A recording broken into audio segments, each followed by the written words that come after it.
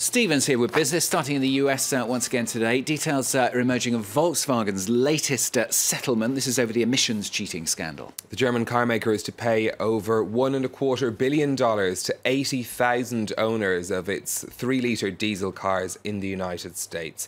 Court documents seen by Reuters say the proposal would also see auto supplier Robert Bosch pay almost $330 million.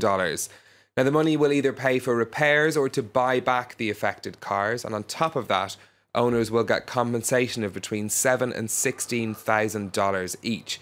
Now, a judge will hold a hearing to decide whether or not to approve these settlements on February 14th. How's that affecting Volkswagen shares then, Stephen? Shares up in Frankfurt today at the open, not by an awful lot, but a little bit of a sense that perhaps this is one more of the long-standing legal difficulties that Volkswagen has over this scandal being resolved. Generally speaking, as you can see, shares in Europe opening up. The Frankfurt DAX up over 1%. In France, car makers Peugeot, Citroën and Renault both starting the day in the green. That's after latest strong car registration figures here in France. A mixed picture over in the Asian markets. We've got gains in Tokyo, the Nikkei up by around 0.5%. In India, the finance minister has unveiled his latest budget for the year. They're going to slash the basic rate of income tax to just 5%. Shares in Mumbai trading up by 1%, as you can see. Now, next, we're going to talk about Donald Trump's claims that other countries are manipulating their currencies. The US president has accused China and Japan of artificially devaluing their currencies to make their exports more competitive. Then his trade advisor went even further, accusing Germany of controlling the value of the euro. Tokyo and Berlin have rejected the charges, as Alexander Hurst now reports.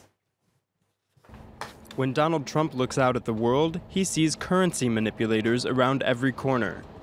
He has often taken aim at China and Japan.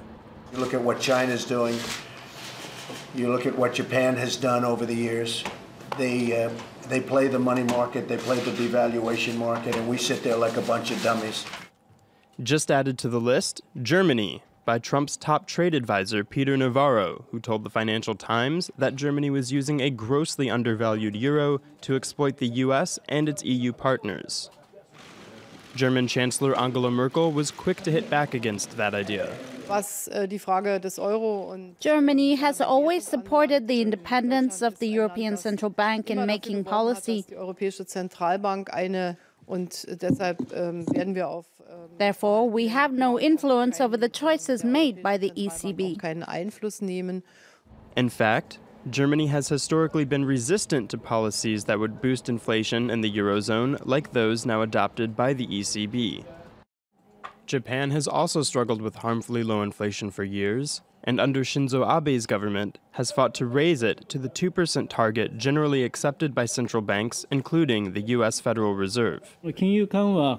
Japan's monetary easing policy aims to achieve the domestic purpose of ending deflation. It is not aimed at affecting currency rates.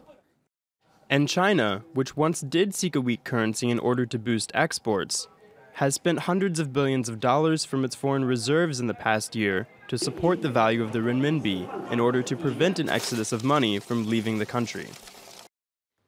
Alexander Hurst. Next to Hong Kong, the mystery of a Chinese billionaire. He's disappeared, hasn't he? This is the financier Zhao Xinhua, who was last seen taken from the Four Seasons Hotel by Chinese security agents on Friday, when he was then brought to mainland China. Now, Mr. Xiao is one of China's richest men. He controls an investment company called the Tomorrow Group, which is based in Beijing. He moved to Hong Kong in 2014, though, but denied that it was to escape a corruption crackdown by President Xi Jinping. He hasn't been seen since Friday. Many media reports in China saying that he was taken back to the mainland. But an advertisement has appeared in a Hong Kong newspaper today attributed to him, claiming that he wasn't kidnapped and that he was being treated for an illness overseas. So no clear indication of where that man exactly is, but a lot of people are looking for him. Yeah, that's a very, very strange story. Okay, thanks, Stephen. Let's go to Apple now. Some good news in their results. The company's revenues hit a record high in the last 3 months of 2016, boosted by sales of the iPhone 7. The Christmas period is usually a good one for Apple. It comes after the launch of their new products announced in September. It sold a record 78 million iPhones over the quarter. Sales of Apple's flagship product have been slowing down in recent months. It led to the firm reporting its first drop in annual revenue in 15 years last year. And Stephen's going to keep putting smiles on our faces. Another good news story for you. This is if you're a mobile phone user in Europe. The European Union has finally done a deal to pave the way to abolish roaming charges from June of this year. This after an agreement was reached to cap the fees that telecoms companies pay each other when customers use their mobile phones abroad. Data was the most controversial aspect of this deal. That's going to be capped for telecoms firms at €7.70 a gigabyte this year. That'll fall to €2.50 in 2022. Now, the EU has been racing to try and implement its promise to abolish roaming charges. Its initial proposal last year was met with much public criticism, so it went back to the drawing board, went back to the telecoms companies, and it looks like now they've come to a deal. Just in time for the summer holidays. Indeed. That's good news. Thank you very much.